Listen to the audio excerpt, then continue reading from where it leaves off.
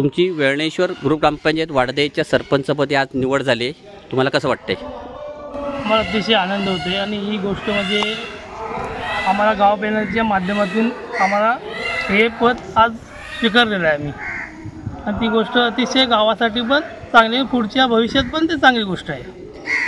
आता तुमचा कालावधी हा 1.5 वर्षाचा आहे. 1.5 वर्षामध्ये कशा प्रकारे तुमचं नियोजन असेल गावच्या विकासासाठी? आमच्याकडे आता विकासाचं नियोजन म्हटलं तर 15 फंड आमच्याकडे आहेच. आमचे काय टेंडर मागे आहेत ते पुरे करायचे आहेत.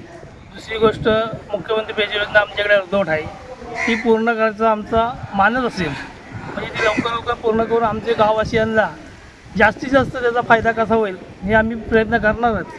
आणि दुसरी गोष्ट आणखी रस्त्याचा विषय आहे थोडाफार.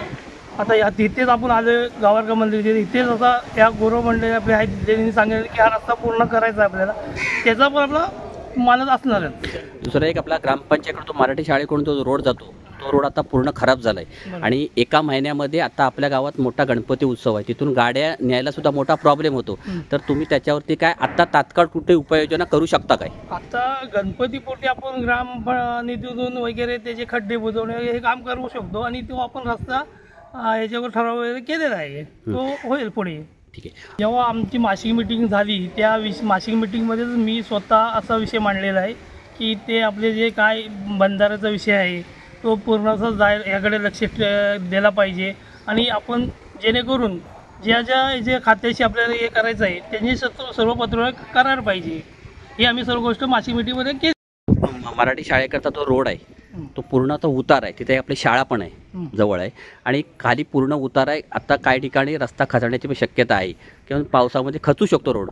तर त्याच्यावर तात्काळ आपण उपाययोजना काय करू शकतो का ग्रामपंचायतीकडून? काही ठिकाणचा रोड हा खराब झालेला आहे पूर्ण, आणि वाहतूक पण मोठ्या प्रमाणात चालू असते, शाळेच्या मुलांचं पण येणं जाणं असतं. तर त्याच्यावरती तुम्ही ग्रामपंचायत म्हणून कुठली उपाययोजना करू शकता की किंवा वाहतूक थांबवण्यासाठी, मोठी वाहतूक येऊ नये म्हणून याच्यावरती?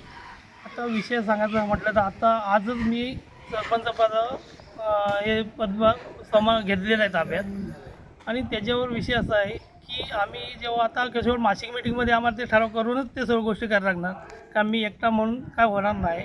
तरी पण सरपंच या दृष्टीने सांगतो की पुढे भविष्यात आपल्याला माहिती आहे हे जे अडचण होतं ते निर्णय आम्ही स्वतः, मग खड्डे बुजवणे वगैरे असेल, पुढे अपघात होणार नाही याची काळजी आम्ही घेऊ. ठीक आहे, धन्यवाद. टाइम्स डिजिटलला लाईक करा, शेअर करा, सबस्क्राईब करा आणि बेल आयकॉन दाबायला विसरू नका. Times digital.